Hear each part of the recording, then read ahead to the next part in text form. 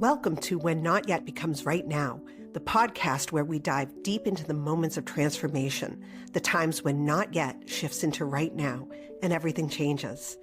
I'm your host, Jen Ginty, and this podcast is all about those pivotal moments in our life journeys. You know the ones, when the hesitation fades, when we take that first step, even if it feels like a leap. It's in these moments that growth and healing begins. Each episode will explore stories of resilience, moments of clarity, and the sparks that ignite real change. From personal experiences to expert insights, we'll uncover how people navigate the complex journey we call life and come out stronger on the other side. Whether you're searching for that spark in your own life or just curious about how change unfolds for others, you're in the right place. We'll discuss the ups and downs, the breakthroughs and setbacks, and how to embrace the right now, even when it feels out of reach. Because sometimes the hardest part of the journey is realizing that the moment you've been waiting for has already arrived. So take a deep breath, settle in, and let's get started. Hello, and welcome to When Not Yet Becomes Right Now. Today's guest is Jacintha Field, family and child counselor, art therapist, and founder of Happy Souls Kids, a global platform helping children aged 5 to 12 regulate big feelings through storytelling, gamified tools, and the voices of role models they admire.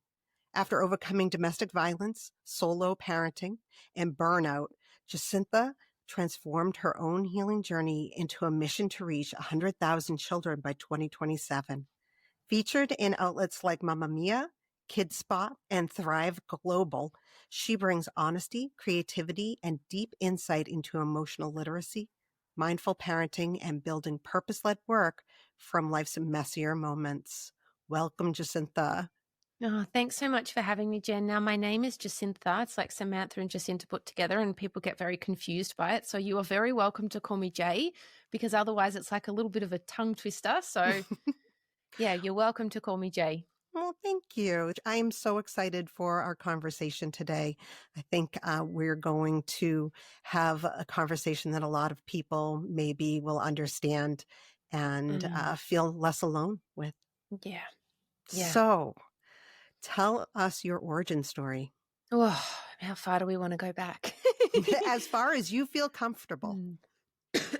Okay, so I was always a happy little girl growing up. I just always picture myself in this yellow dress, like just happy little girl running around. And I thought very differently to my family. And so I was always the black sheep who had different, even from a young age.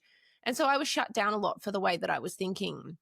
And I think all of that being shut down so many times, it really starts to have an effect on you. And so I just really, my mum's very connected, but my dad is very eat concrete, harden up, you'll be right, get over it. And so I think that I just started suppressing my emotions. And that's when I started turning to sugar to suppress my emotions. And so I would steal $2 from my mum's wallet every day and go to the milk bar and just self-soothe with sugar. And that was kind of a pattern that I started really early in primary school. And I just learned not to have a voice. I learned to just conform and do what everyone else was doing and, not speak up. Sometimes when I got the courage, I would, but I was very quickly shut down. And I think that it's very hard when you have a different opinion, when you have a different voice to other people, rather than people accepting that voice and rather than listening to why they might think that way and being inquisitive and curious about why a person thinks like that. As we see in the world right now, we're shut down. And so I went through life. I put on a lot of weight during high school because I was obviously addicted to sugar. And then when I was 17, I got a boyfriend and we partied. So the sugar then turned to kind of partying and having fun together. And I didn't realize it kind of at the time because it didn't have a name, but that was domestic violence. We were together for 15 years on and off. And there were moments that I look back now and I think, why I was so broken. I was a little girl that was so broken that just wanted to be loved. And I would allow somebody to treat me like that. I was so busy saying, oh, but here's this and here's this and here's this. And it's not until now when I've done so much work on myself that I'm like, why on earth would I allow somebody to treat me like that? Why would I continually go back? I was just so broken. And then then I ended that relationship. I can't even tell you that the day that happened, because it was so many times of on, off, on, off, on, off, that I just found my voice and I said, no, I'm done here. And then I was in a new relationship, and I became pregnant. So when we were together for probably maybe 18 months, and then I became pregnant. And when I became pregnant, it was just the joy of my life. Like, it was just, even when I, conceived and I was growing this beautiful child in me, I was like, wow, this is amazing. And I just have that deep level of connection. And I remember Frozen was on, Let It Go, and we'd just sing Let It Go all the time. And it was just so beautiful. And so when I became a mom, I was like, this is the best. Like, I loved it. I remember my ex-partner saying, this is the hardest thing we've ever done. And I think you're either kind of maternal or you find it really challenging. And I think women can connect to their children a lot quicker and a lot deeper than, often males can, because they're not growing a baby inside and having that deep connection for 9 months. And then when my child was 18 months old, we would still go out and drink and party and you have a lot of fun. And I don't regret my past. Like, I've met some amazing people. I've built some beautiful connections. I've got some really fun memories. But when my son was 18 months old, I was like, oh, that's it. We've got to get back. And so I went to a restaurant and I was having lychee martinis and espresso martinis. And I was like, that's it. I'm back. My body completely rejected it. Like 100% was like, this is not, we're not doing this anymore. And I was so sick. I was in an Uber on the way home, and I had to pull over the Uber because I was really sick, and I had a hangover for 5 days. And that was one of the first times that I just said, that's it, I'm done. I said, I'm done. I don't want this life for my child. This is not who I want to be. And so I quit. And I said, that's it, I'm done. And everyone around me was like, whatever. You know how everyone always says, oh, that's it, I'm quitting drinking. But I knew I was serious. Like, when I make a decision, like, you can't stop me. Like, that's it. And so I found that process really challenging, because I was a new mum, which can be very lonely. And I'd quit drinking and made a decision for myself. And I've realized years later that was very triggering for other people. And it was quite a lonely time in my life. Like, I had this beautiful boy that I just wanted to look after. His name's Axel. He's just divine. And we had such a deep connection. And there was a time there where I worked too much. Like, I had my own PR and social media agency, and he would go to other people other than me. And I was like, no, this is not who I want to be either. I want to be the present mum. That's who I want to be. And so that relationship ended in 2019, 2020. We separated, and then my son started school, and it was COVID all at the same time. And it was a very brutal separation. It still is, to be honest. It hasn't been met with a lot of kindness. And so I started studying to be able to support my own child. He was throwing bins around the house. He was running up the street. His emotions were so well beyond anything I could support at the time. Like, he was broken. And the thing is, I was broken as well. Like, it was a really, really hard time in my life where I'd felt like that I was smashed into by a semi-trailer going 100 miles an hour.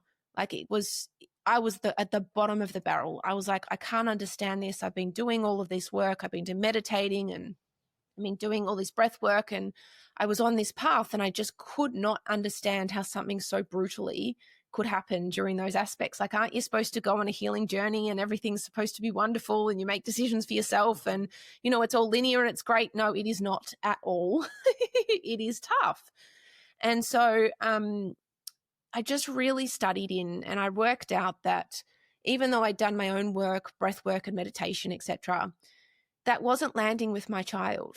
We would do Cosmic Kids and we do yoga on them, we do breathwork practices, but it wasn't enough for him.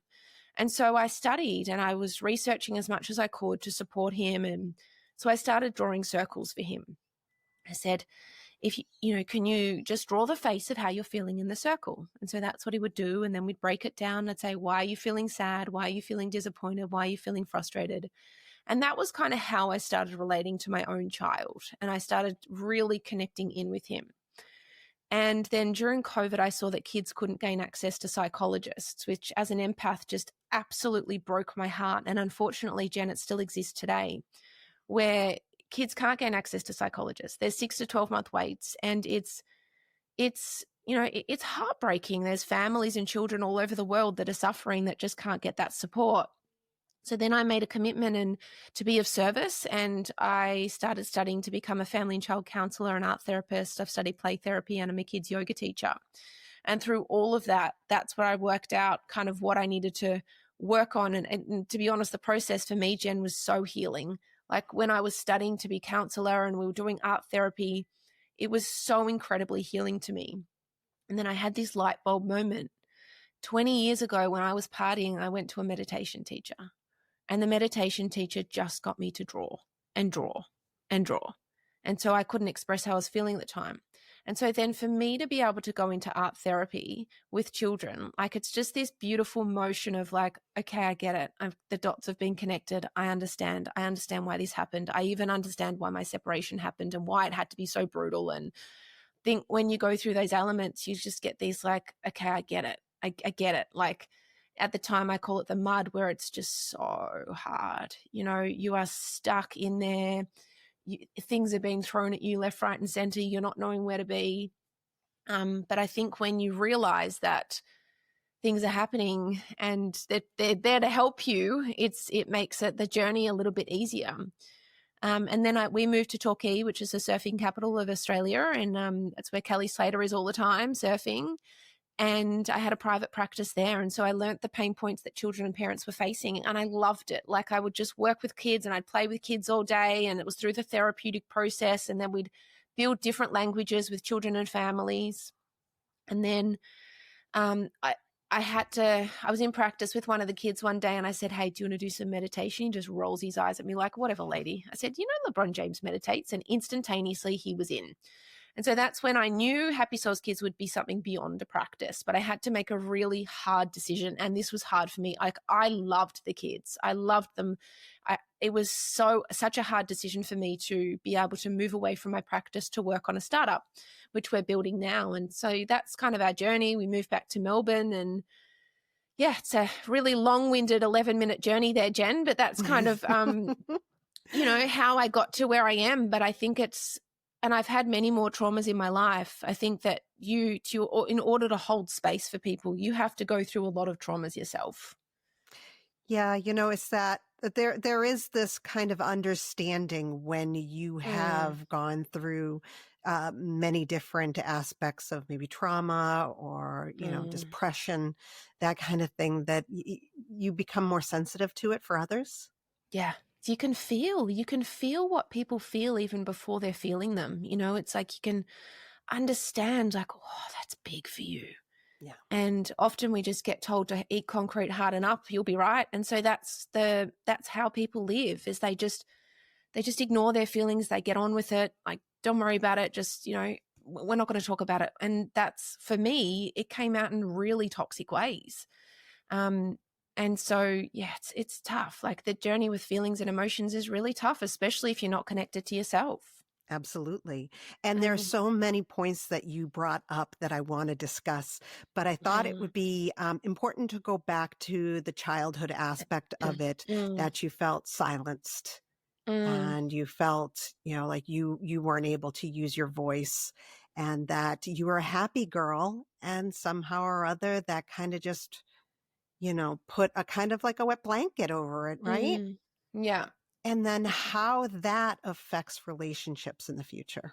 I mean, in every relationship that I was in, I was silenced after that. It was just those patterns and habits and beliefs that constantly came up for me. And that almost felt safe. It's a weird thing where you attract things that you feel inside. And so, yeah, every relationship that I've been in, I've never really been able to find my voice and find me as a human being. But I've spent the last 5 years of my life breaking all of those habits and beliefs. And I have very clear boundaries now, especially with friendships and relationships, etc. That, it started in my childhood. Right. And that's why I'm working with kids, because I've spent my adult life dealing with my childhood. Like I just picture that little girl, and I do a lot of inner child work where it's like, hey, you're still there in your little yellow dress with your little smile running around. Yes. but there was also a time in my life where I would only look at the happy emotions. You know, I always had to be happy. I could never be sad. And now with all of the work I've done, I will openly say, yeah, I've had a bad day, or I'm frustrated, or I'm disappointed, or I'm angry, because that's what makes us whole. And it's taken me a long time to accept every part of myself. And that's the yin and the yang. That's the dark and the lighter elements of me, and realize that I'm so worthy of love, and I don't need to be somebody else or pretend to feel another way. I just need to be me. And that first love comes from ourself, Jen. You know, you've got to see yourself so deeply first before you allow others to see you. Yes, yes. I feel similarly about the child aspect of being silenced to being in fear.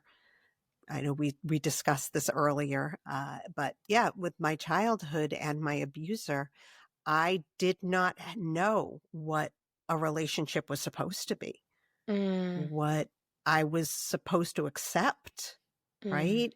That if I can be treated like this by someone who's supposed to love me, I guess that's supposed to be the way I'm treated, right? And even now, after all the different relationships that I've been in, I've found that the best relationship for me is myself.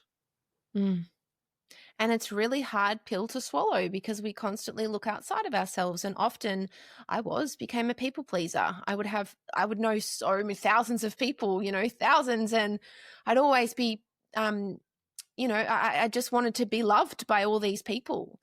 And it's not until I separated that I was like, well, who's there? They're not. Like, you haven't even called and checked in.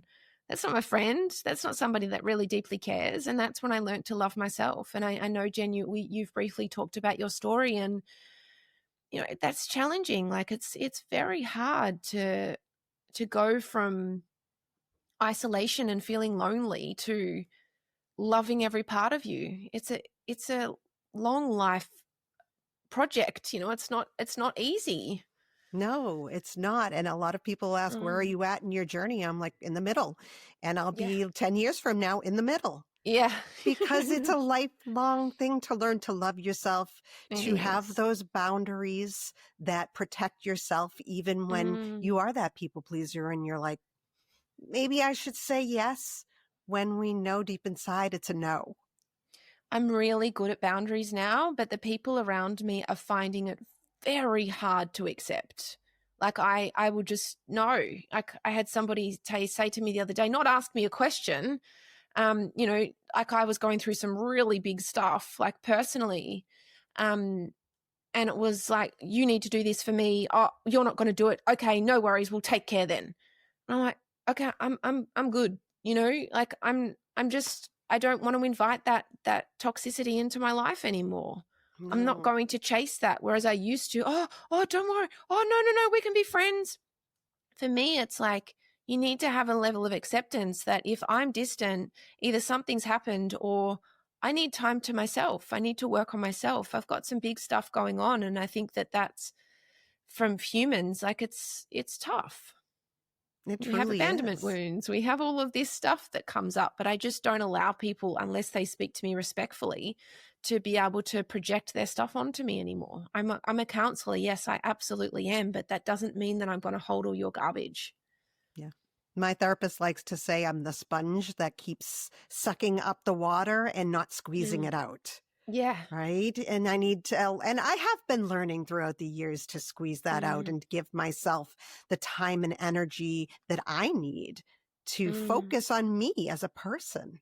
Yeah. So I really feel very, very deeply about boundaries at this point. And I'm glad that you have those and you feel secure in them, because I think that's so important. It was fixated on my head for years. It was like boundaries, boundaries, boundaries, like, and that's okay to have boundaries. It's also okay to break away from things and heal if you need to. If you've got stuff going on, you don't need to tell everyone what's going on in your life. Like, I've always done that. Always have been like, vulnerability and shame. I've grown up with Brene Brown, and I think that if I'm vulnerable with people, they will connect to me, whereas they kind of just back away and go, what's this lady talking about? But I've actually just learned to just deal with my stuff within myself as well, rather than having to tell everyone what's going on. Yeah. Yeah. Mm, I want to ask you more about your son and his big feelings, because mm, my oldest son, he was a handful. He was a lot. mm, And I didn't have the parents beforehand to teach me how to deal with a child with big feelings. mm. So you were talking about how your son, he was having a really hard time, and you took the time to really sit with him and Mm. figure out what it was that he needed through your own discovery. Yeah, well, first of all, Jen, I want you to really forgive yourself, because we don't know what we don't know, and these conversations are very normalized now, but when our children were younger, they were not. So, it's beautiful now that we can show up for our kids in a different way. Um, yeah, my child is an emotional being. He's very sensitive and he's very emotional, and he feels really deeply. Like before COVID, we had the bushfires in Australia. There was bushfires, and and then it was COVID and we separated, and he's like, "Mummy, it's too much. I can't do it. I can't do it." And I was like, "Oh, mate, neither can I."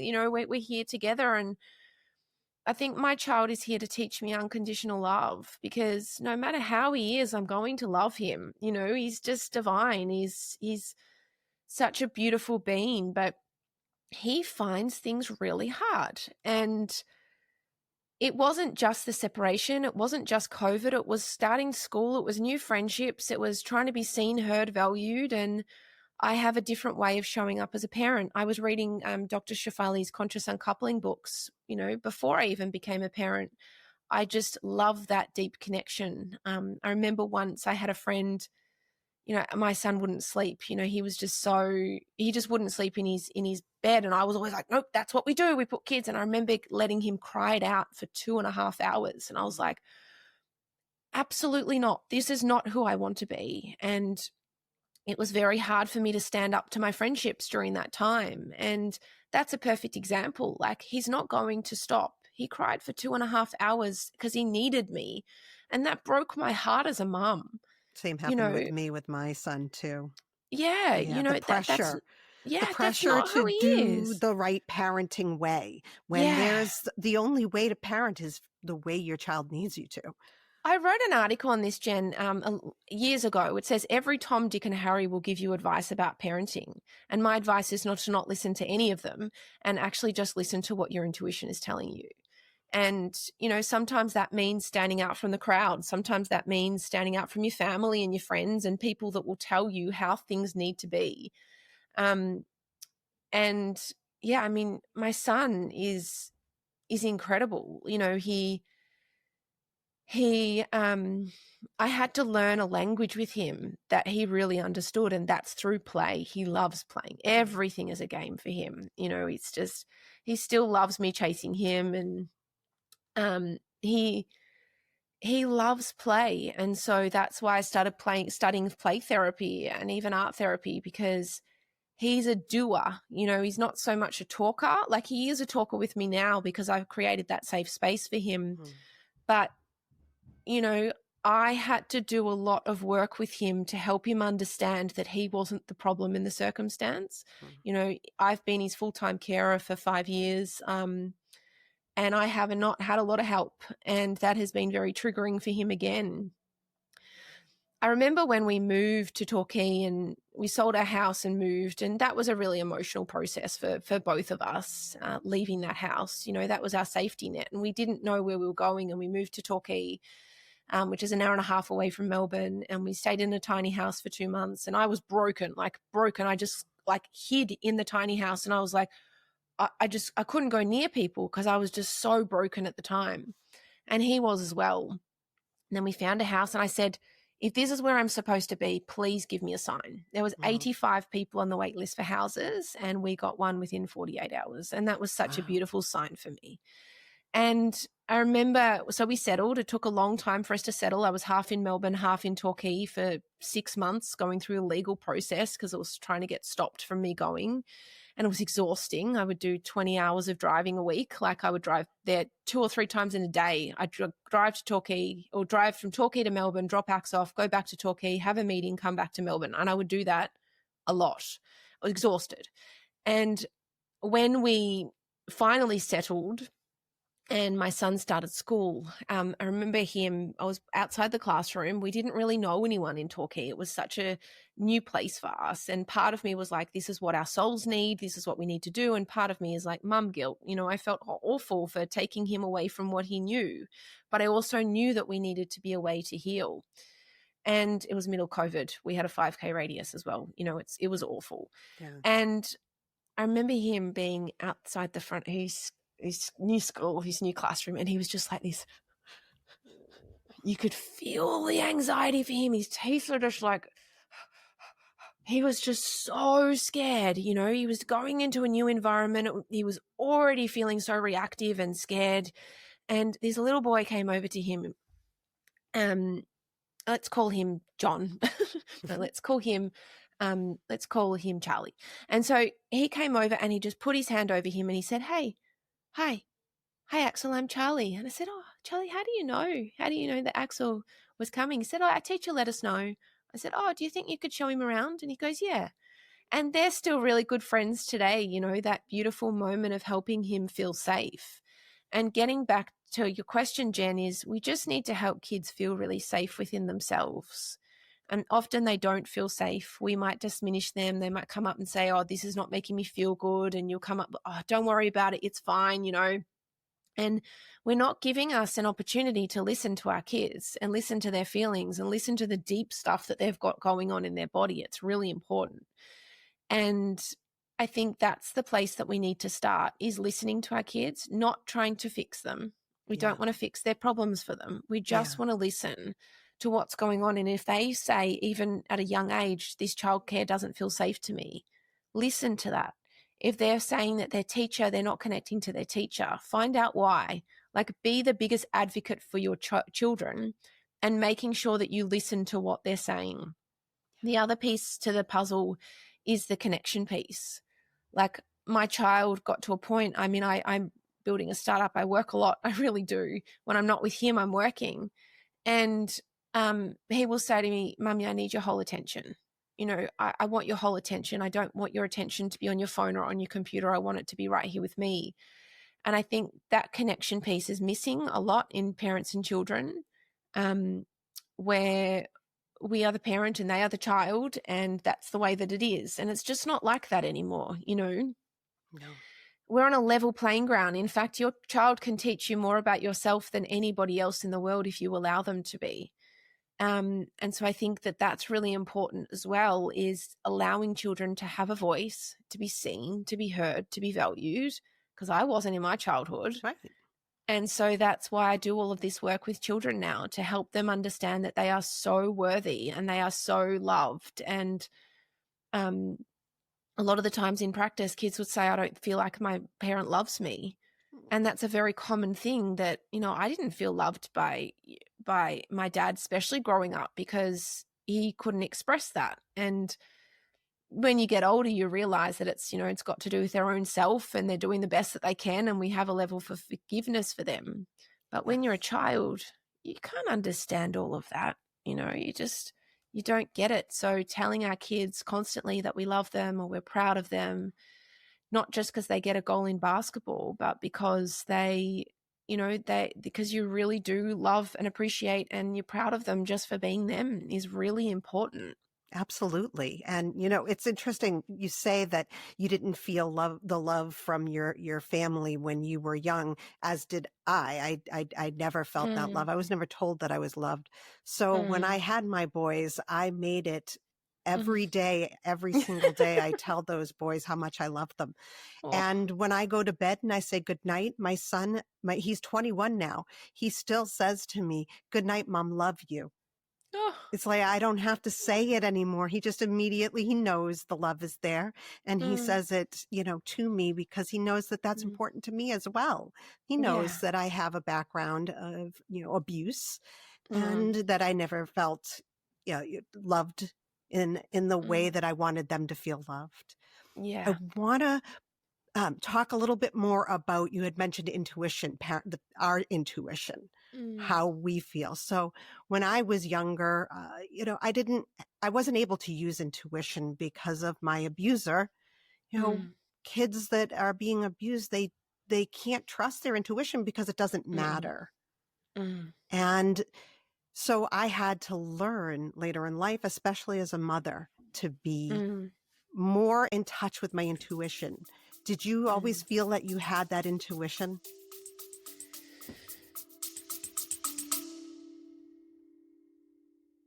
Little one learning to navigate their big emotions? Meet My Moody Monster, the pull apart buddy to help kids understand and manage their feelings. With its fun, interactive design, Moody turns tough feelings into teachable moments, giving your child a playful way to express themselves. Whether it's after a rough day or when those big frustrations hit, Moody is there to lend a hand. Perfect for calming down or even just a cuddle. My Moody Monster helps your child communicate their emotions while learning healthy coping skills. Go to mymoodymonster.com to learn about Moody today.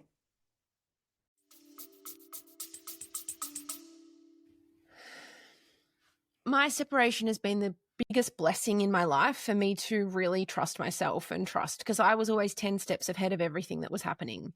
And it's because I was trusting myself and trusting my intuition of what that meant. And I would see healers and psychics and all of these people to be able to help me. And what they did is they helped me realize that what I was feeling was right. And I went to psychologists and psychotherapists, and I had to do a lot of that inner work to help me understand that what I was feeling was right. I'm a very intuitive human being. I can see things happen 10 times before they actually happen, and I can predict and see what's going on with people, and I keep very quiet a lot of the time. That also triggers people when I accidentally say things. And I think that you've got to really, especially when you've gone through domestic violence and abuse like we have, you do start to not trust yourself. You do start to not believe yourself. And I think that it's important to do the work to come back to you. Now, it was really important to me not to go into a new relationship after that, because I just needed to start trusting myself more. And your intuition is the best thing that you've got. It's your superpower. It's something that you have within you to feel, how does this person feel for me? Do they feel aligned? Is this what's going on? Betrayal is a common thing that happens in my life, constant, like by many friends, by many relationships, by many situations. And so I have to learn to pick it up quicker. Before, I would just ignore things, and I'd ignore them and I'd ignore them, and then it would blow up in my face. Now I've learned to, that does not feel right for me. I'm going to create distance with that. And it doesn't always mean you have to have a conversation with that person. It just means that you can pull back your energy. And that's what I've realized. I thought that I'd have to have a big conversation with them about these things. And sometimes you need to do that. It's really important, if the person is struggling, for you to actually be open about how you're feeling. But it's also really important to just trust what you're feeling inside, to know that something doesn't feel safe. And I had to do a lot of inner work to work that out. But yeah, so many things happened in my separation, and I was like, no way. And they happened. I was like, what, is this really going to happen? It happened. And there were many moments where I was like, whoa, I just knew. I just knew, like, he moved on with somebody else. And I just knew. I can't tell you how I know these things. I just knew. And regardless of what he was saying to me, I knew that not to be true. And that's a really powerful woman or human being that trusts their intuition. You don't listen to the gaslighting, or you don't listen to the manipulation anymore, or you see through all of these things and you start calling them out. And it's hard to find your voice to do that. You get segregated and you'll get shut down even more. And you just have to really believe in yourself and believe that you are so worthy and you are so connected to you that when you find that part of yourself, you're never going to let it go ever again. You're never going to let an abuser come in. You're never going to let manipulation or gaslighting or coercive control, which I didn't even know what these words meant before I separated. You're not going to let them somebody overpower you. And that's when we become strong, is when we can see other people's behavior, but not let it affect us. Yeah. Yeah. And for me, it really is still a work in progress. And I Mm, think it will be for a while, but it's truly important to sit back and listen to yourself mm, and not let naysayers constantly tell you, no, no, no, that's not the right way. I mean, when I mm, chose to divorce, I had many people who said very negative things about my decision. My mm. mother told me I would never make it without him. A friend of mine said, I would never do that to my children. So I was I getting, wish I could have been there for you during that oh, time, Jen. thank I you. really do wish that I could have been that voice for you to say that, you are going to be okay and you are so strong and you don't deserve to be treated by anything other than respect by any human being that surrounds you. Thank you. I appreciate that Mm, so much. It means a lot to me to hear that. But yeah, I did. I had to learn that what I was choosing for myself and my children was the right thing. mm. Do you know what that means when people say those things to you? It's taken me a really long time to understand this. What? It's because there's a part of them that's scared. Mm. So there's a part of them that would never do that. There's a part of them that would never step out of that comfort zone because they don't have the strength. Same thing when I quit drinking. I triggered lots of people. I trigger a lot of people all the time with the way I live, but it I triggered something inside of them that they couldn't do. And that's when you get those reactions, Jen, from your mother or from a friend. It's actually got nothing to do with you, and it's got to do with how they feel about themselves. And when we can learn that, that's where we learn strength. You're right. When we can learn that the way that people react is more about them and not about you, that's when we find that beautiful element inside of us and go, whoa, this is big. You know, Yes. this is really big, is your behavior and your reactions can't affect me anymore. And that's just inner peace, like that's when you're like, oh, you That's know, right. Absolutely. because I mean, your mum said that you would never make it on your own. And how are your kids? They're great. They're fantastic. They're 21 and 18, and they are independent young men. They are very empathetic, and they love with all their hearts. And guess who taught them that, Jen? I did. Yeah, you Yeah. taught them that. And you taught them as well is to walk away from an abuser. Yeah. And you You're right. taught them strength, and you taught them to stand up to bullies, and you taught them, like, what would you perceive if you stayed in that relationship? Do you think that they would be the same children? I don't think so. I don't. I don't think they Mm, would, because there was an aspect of fear there. And mm. when they started to live without that fear, they really blossomed. And how beautiful that you taught them that, Jen. Well, thank you. Because of a decision that you made for yourself without listening to anybody outside of you. And this is the hard part, is when you start to learn compassion for those people and you Yes, say, well, they're not there. They've got a lot of work to do. that's And right. that's hard too. We can't blame people for not knowing what they don't know. But at the same time, we can protect ourselves. And maybe that Yes. person doesn't belong in your life for the next little while, maybe one day they will. But it's amazing when you make that decision for yourself and people are too fearful for do it for them. But then as soon as they separate, you're the first person that they call. Yeah. And, my Mm. mother to this day says, oh, thank God you left, Mm-hmm. after all of that negativity. And I want to turn to her and be like, but you told me I couldn't do it. And I know my mother, she doesn't mean harm. She does Mm. live through, as fear based, her whole life has been fear. She's even said that Mm. to me. I said, you're going to give yourself a heart attack. And she's like, this is how Mm. I always was. So I had to overcome that voice in my mother's head, or in my head, of my Mm. mother. Right. And it's made a world of difference. And we call that generational trauma, and breaking those generational traumas of That's right. things that have happened and showing our children a different way. And that's so important. it's so important to find our voice and make decisions that we know are right. Yes. And it's hard. It's like being on your own is not easy. It's not as if you go, wow, life's amazing. It's tough, but your kids and your mom and the people around you actually teach you so much. And that's when you can learn grace, is when you're like, thank you for saying that to me, because I've worked out that I can say no to you. And that in itself is a growth. That right there, that. Yes. So tell me about your startup. Mm-hmm. So yes, that's another beauty. It's I didn't know too much about the startup world. Like my background's in events and PR, and I worked on some really big projects, and I loved it.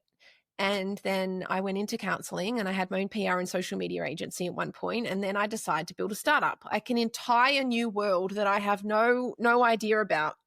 And so I've had to learn over the last couple of years. We moved back to Melbourne a year ago, and I've worked on it full time. I still have some clients here and there, but I really do work on supporting children and parents to have that deep connection. So even though it's an app for children, it's a gamified app. So we leverage the influence of athletes or kids' heroes. I'm not going to put it in a box of athletes, but people that can be of influence to children, and that doesn't need to necessarily be an athlete. But when a child sees somebody win a gold medal, they'll be like, oh my God, they're so talented. And you're like, well, yes, they are, but you have not seen the journey that they've had to go through to get there. And that's what we do at Happy Souls Kids. We tell those journeys to people. We say, hey, this is like, they've gone through levels of self-worth. They haven't wanted to show up. They haven't wanted to get out of bed. They've felt like that they're not good enough. They've been cut from the team. They've lost games. And these are what the solutions of what they do. It might be prayer. It might be meditation. It might be journaling. It might be getting out in nature more. It might be just believing themselves. It might even just be tapping out sometimes and playing Nintendo, or PlayStation. Like, everybody has an element of self-care that they need to do, especially when they're on that level.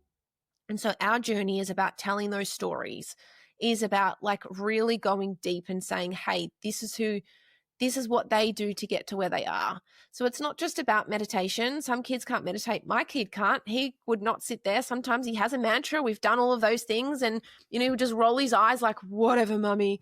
He's one of those whatever, mummy kids. But give him breath work or give him a gamified app, and he will learn that way. So he's my unofficial co-founder.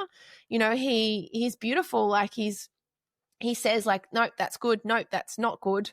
And so through those elements of learning, we are now in our beta testing phase, which means that the prototype is built and it's in the back end. So we're just working with psychologists, mental health workers, and children to be able to help understand how they learn and what they need to learn, because we don't always get it right in the startup phase. It's just really understanding and connecting to our audience, which is where we're at right now. So that's kind of Happy Souls Kids. And if you want to be a beta tester, please send me an email at hello@happysouls.kids, and you can be one of our beta testers. And it's not just an app in Australia. We want it to go global. And through all of the work that I've done in practice and my 20 years of healing, like I've been on this path for 20 years, it's helping children understand those things, that sometimes it's okay to be happy and it's okay to be sad and it's okay to be disappointed. So it's really helping kids understand and connect to their parents, and helping their parents have different ways to connect to kids. So yeah, it's a really exciting app. It's like the last 6 months I've gone through some really big stuff, like self-worth things, to be like, whoa, this is a lot. It's a lot.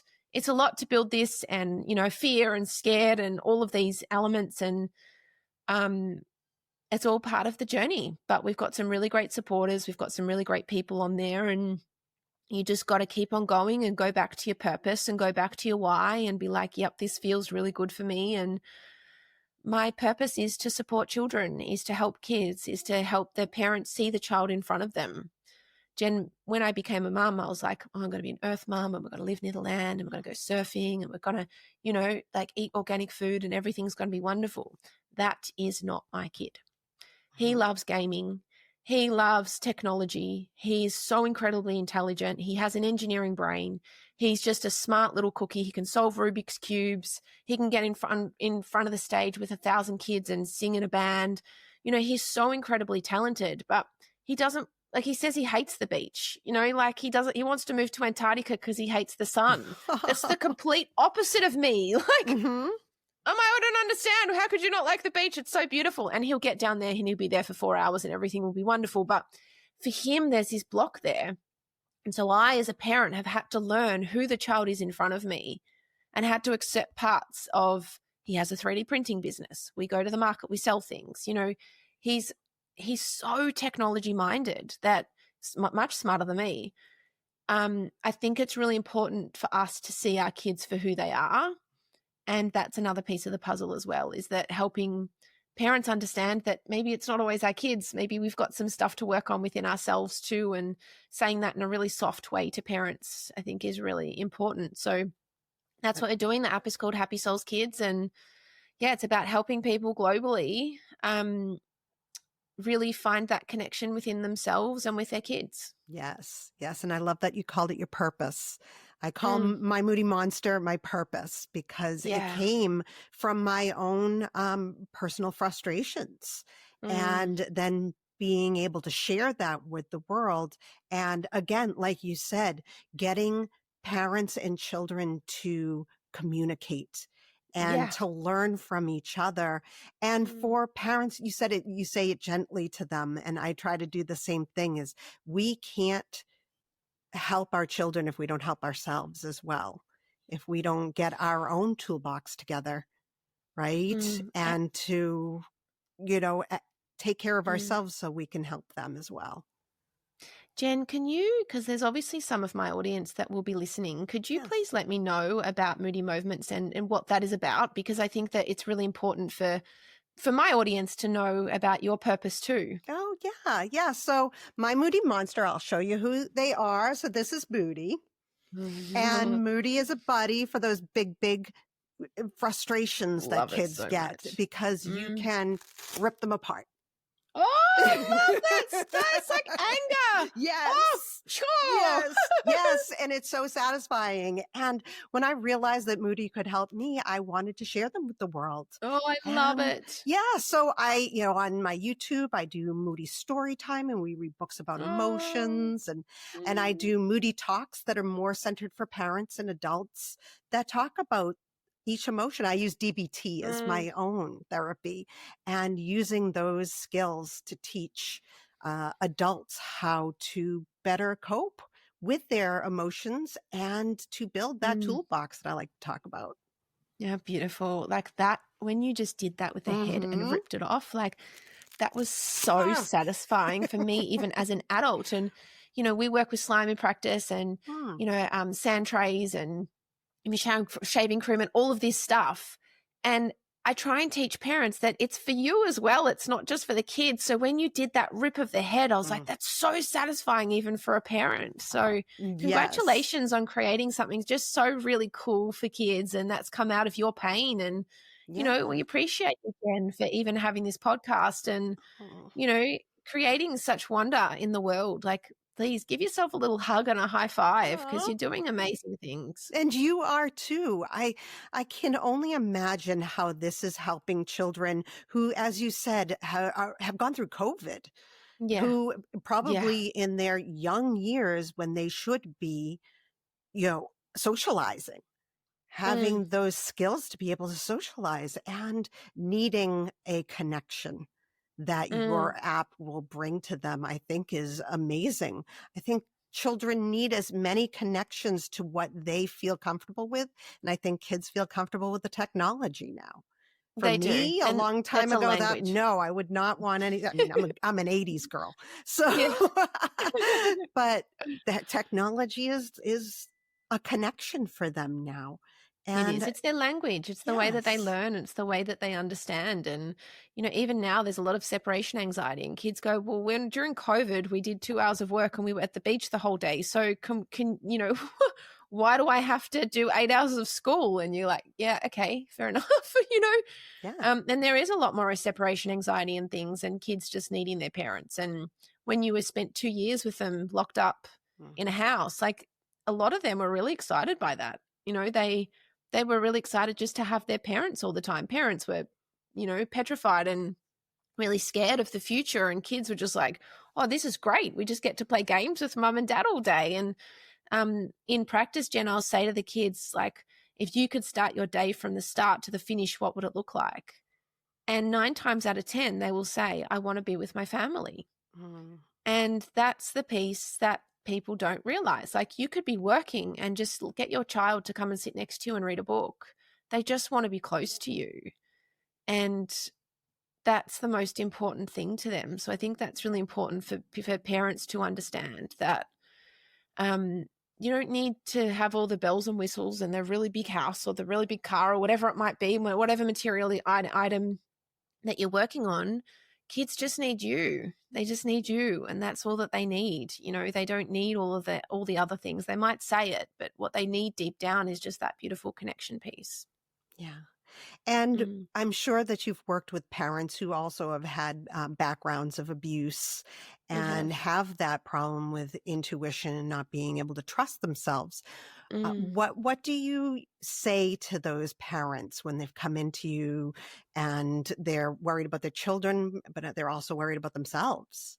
The intuition piece. I mean, I've written a 21-day self-love program. It's funnily enough, I wrote it before I separated, so I really needed it when I separated. I did my own program. And it's about coming home to you, first of all. When it comes to intuition, I say just trust your intuition. Like, start with clothes. What does your intuition tell you to wear? And just start there. Or, if your intuition with food, what does your intuition feel like? What are you being told to eat? Start with the really basic things first.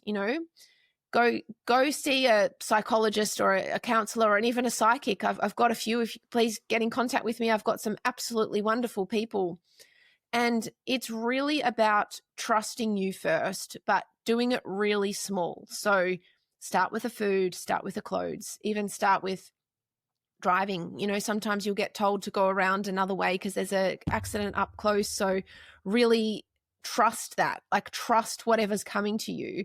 That intuitive feeling of like, you should go left here, and you're like, I'm not going left. Waze tells me to go around this way, and I'm not going left. Happened to me this morning, which is why I was late for this podcast. I did not listen to my intuition.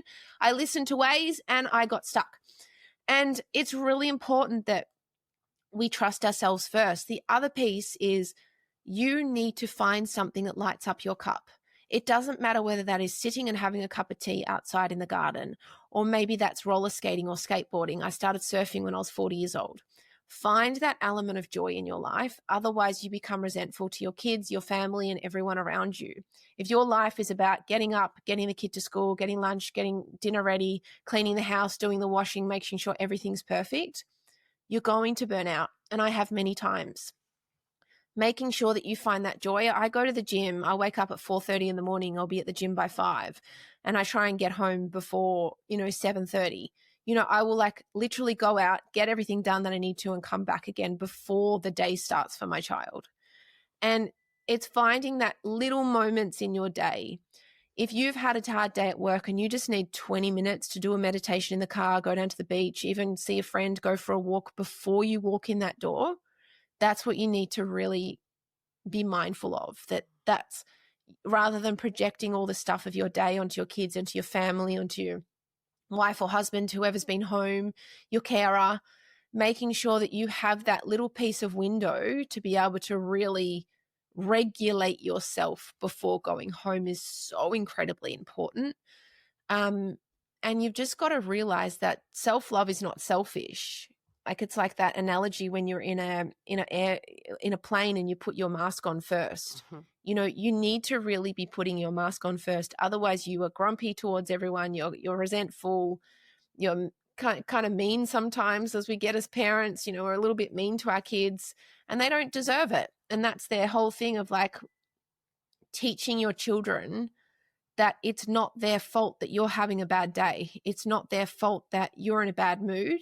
It's something that's going on within yourself. So having that conversation with your kids as well and saying, I have so much going on right now. It's got nothing to do with you. I just want to acknowledge that. I want to acknowledge the fact that you are so special to me, but I just got some big stuff going on. I did that with my son only a few weeks ago. I went to the park and I was grumpy. Like, I had so much betrayal and stuff and all this stuff I've been working through lately. And I went to the park with my dog and my kid, and it was dark, and I just started crying. Like, I could not stop crying. I was like, "Ugh," and letting all my tears out. And so my son comes over and he goes, "Me okay, mummy?" And I said, "I just got big stuff going on, mate." He goes, "That's okay, mummy. You let your tears go. You let them out." And that's mirroring behavior for the way that I've treated him when his big stuff's coming up. What do you need in this moment? Do you need a hug? Do you need Cookie? Like, I'll get our dog Cookie. She's a Dalmatian. I'll go get Cookie. You can come and pat her. And it's helping our kids understand that they're not always the problem. We are. We are a big problem in our lives. So recognizing the fact that sometimes it's really important, always, it's really important to have that deep communication with your kids like you would a partner, so they can understand that they're not the problem in life. My son will say to me, if I'm grumpy, "Mummy, you need to go for a run." And he understood even at 8, he's 11 now, that my emotions are not to do with him. He just understands that Mummy's having in a bad mood, or she's got stuff going on or whatever. And so he won't take it on. I mean, obviously he's, so young, he's going to it at times, but the more we can apologize to our kids and say, "Hey, I am so sorry. I had a moment, I was grumpy. It actually had nothing to do with you. Thank you so much for appreciating and loving me." Or you can do an Uno reverse where you say, "Can I have another go at that? I didn't show up very well. Can I have another go?" And that's the important piece, is trusting our intuition, having self-love, apologizing, and taking accountability are the 4 main pillars. And having connection, 5, is building that beautiful space within your kids, like that safe space for them to come to. Yeah, and I think that's gold. I think your advice is absolute gold. It sums up all of the needs for ourselves and for our children. And I believe honesty is our best way to go with our children. If we're having a bad day and they can tell, just being honest about it. "I'm just having a rough time right now, buddy." Yeah. "I'm so sorry. I didn't mean to take that out on you." Yeah. It's really important to have that communication with our kids. Yes. You don't need to always go into the story of why, or especially during separation, we don't need to say, "Well, Right. your dad did this, your mom did this." We just need to talk about the feeling and how we're feeling, and mirroring that behavior to them, that so we can work through it. That's really important too. Like, "I felt really sad today. What did you do?" "I went for a walk. I went and cleared my head. I screamed into a pillow. I jumped up and down. I stamped my feet," whatever it might be. But that's the part that mirrors the behavior of what kids can do. Don't try and be Superman or Superwoman. Be like, "Oh, everything's wonderful." Like, Jen, growing up, I thought my parents were absolutely invincible. Then I became a parent. I'm like, nobody has any idea what they're doing. No, we're not learning. whatsoever. Yep. Yeah, absolutely. We're all really learning, and so were our parents. So that's when you can have compassion and empathy for them. It's like, whoa, they didn't know what they were doing either. Right. Absolutely. Jay, this was an incredible conversation. I am so glad that you came on, and please tell us where we can find you. So yeah, all social media. So our website is happysoulskids.com. It's happy and then souls with an S and kids with an S. We've got Instagram, TikTok, YouTube, LinkedIn. My name is Jacintha, Jacinthafield. It's a bit of a tongue twister. And so I'm also on LinkedIn, Instagram, TikTok, Facebook, all of the things, which take me way too much of my time, and I should be off my phone. Yeah, I feel the same. We're building teams that can support all of this. So, yeah, love to hear, like, please reach out. Like, this game is not easy. It's not easy being a parent, and just please have love and understanding for yourself and compassion that you're going to muck up. So are your kids, but the more that you can create a safe space for both of you to come to and have those really connected conversations, that's the big work. Yes, indeed. Thank you so much. Thanks, Jen. Thank you for joining us for this episode of the podcast. This show is produced by Phoenix Freed LLC, and I'm your producer, Jen Ginty. We hope you found today's conversation insightful and inspiring. If you have a story of your own about when a not yet moment became right now, we encourage you to reach out and share it. You can find more information about being a guest on our show at whennotYetBecomesRightNow.com. Remember, you are not alone on your journey, whether it's a journey of healing, growth, or transformation. Every story matters. Thank you for listening, and we'll catch you next time with another inspiring episode.